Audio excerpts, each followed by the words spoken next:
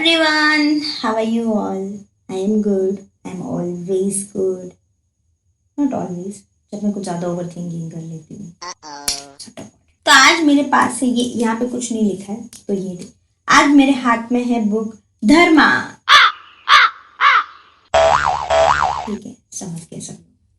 तो आज मैं रिव्यू करने वाली हूँ the book Dharma by Amish Tripathi. सबसे पहले बता दूं कि the genre of this book is non fiction.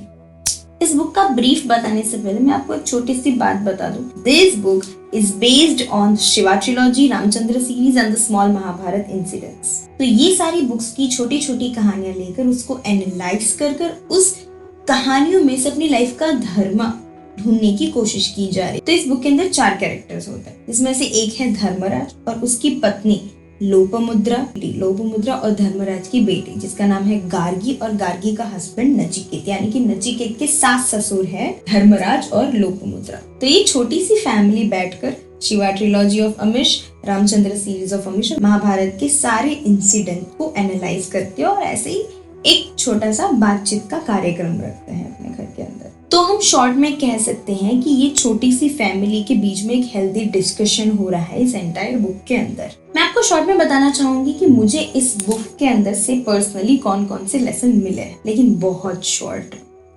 जैसे इस बुक का नाम ही धर्म है, तो मैं आपको सबसे पहले ये बताना चाहूंगी कि व्हाट इज धर्म। इस बुक के फर्स्ट चैप्टर का नाम है व्हाट इज कर्म। तो वो चैप्टर के अंदर शॉर्ट में बताया गया है कि व्हाट इज धर्म। धर्म lies in the state of naturalness. When you find your purpose and rhythm in the universe, you are in a state of dharma. Even a lion on the hunt is in a state of dharma and the hunted deer too. उसके बाद second chapter है स्वधर्म versus धर्म। इसका तो मुझे story telling ही करना पड़ेगा, वैसे मैं अच्छी करती हूँ ना स्टोरी टेलिंग। अमेजिंग। तो जैसे मैंने कहा था कि महाभारत के भी इंसिडेंट इस बुक में लिए गए हैं। महाभारत का सबसे ज्यादा इम्पोर्टेंट इंसिडेंट, जहां से महाभारत की एक्चुअल शुरुआत होती है।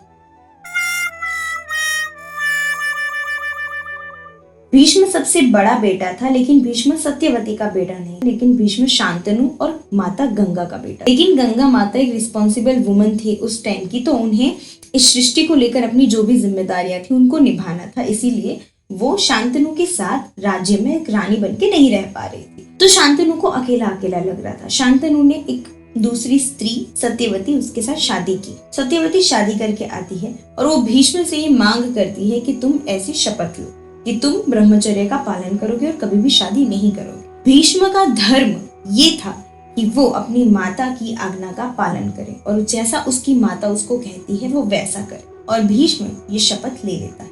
लेकिन भीष्म का स्वधर्म ये है कि वो एक अच्छा राजा बने और एक अच्छा राजा बन के वो अपनी प्रजा का ध्यान रखे। भीष्म चूज धर्म ओवर हिज स्वधर्म। ये भीष्म ने एक बहुत बड़ी गलती कर दी थी और इस गलती की वजह से महाभारत जैसा भीषण और बहुत बड़ा युद्ध हो जाता है।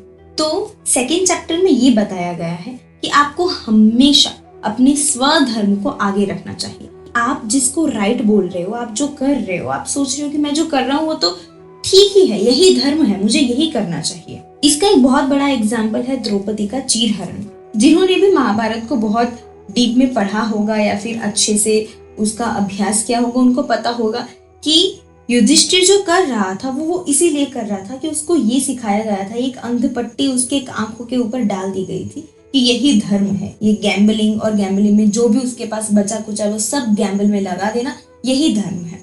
तो उसने इसको धर्म समझा, लेकिन उसका स्वधर्म क्या था कि अपनी पत्नी की रक्षा कर, अपने भाइयों को दाव पे ना लगाना, और सबसे पहला स्वधर्म कि जुआ ही नहीं खेलना। द्रौपदी के चीरहरण में भी युधिष्ठिर को ऐसा लगा था कि वो जुए में अपनी पत्नी को लगाकर एक धर्म का ही तो काम कर रहा है, वो अधर्म नहीं कर रहा, लेकिन उसने धर्म को चूज किया स्वधर्म के ऊपर। तो एक मनुष्य होकर हमें भी हमारा स्वधर्म सबसे पहले चूज करना चाहिए। फिर भी डिटेल में अगर जानना है तो बुक पढ़िए। मेरे को ज्यादा फिलोसॉफी नहीं आती, डेफिनेटली आती है, क्यों नहीं आती।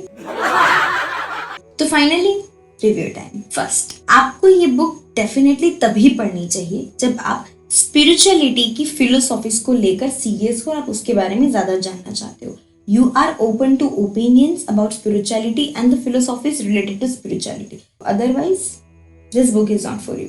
दूसरा, हमारी हिस्ट्री के ऐसे बहुत सारे एस्पेक्ट है जिनको देखने का हर किसी का अपना पर्सनल नजरिया है। तो जब आप अमीश त्रिपाठी की नॉन फिक्शन बुक रीड करते हो तो अमीश त्रिपाठी भी बस अपना नजरिया आपको बताने की कोशिश करता है। तो जब मैं ये बुक रीड कर रही थी तो जैसे कॉइन की दो साइड होती है, तो वाइल रीडिंग दिस बुक मैं इवन कॉइन के अदर साइड के बारे में भी सोच रही, लेकिन at the same time I can not ignore और निग्लेक्ट और under estimate the other side of the coin जो अमीश हमारे सामने रखने की कोशिश कर रहा है। तो in short, if you are open to arguments, तब आपको ये बुक पढ़नी चाहिए। But if you are too easy to get offend by some things, तो ये बुक आपके लिए नहीं है। सिंपल में मेरा रिव्यू ये है कि हर किसी को ये बुक पढ़ने की जरूरत नहीं है। This is not the book I recommend it to anyone until and unless someone is too deeply in love with Shiva trilogy and Ramchandra series. एक कहानी का एक मोरल हो ऐसा जरूरी नहीं, एक कहानी के बहुत सारे मोरल्स, बहुत सारे एस्पेक्ट, बहुत सारी साइड्स हो सकती है। तो इस बुक के अंदर शिवा ट्रिलॉजी और रामचंद्र सीरीज, ये दोनों की कहानियों को स्पेशली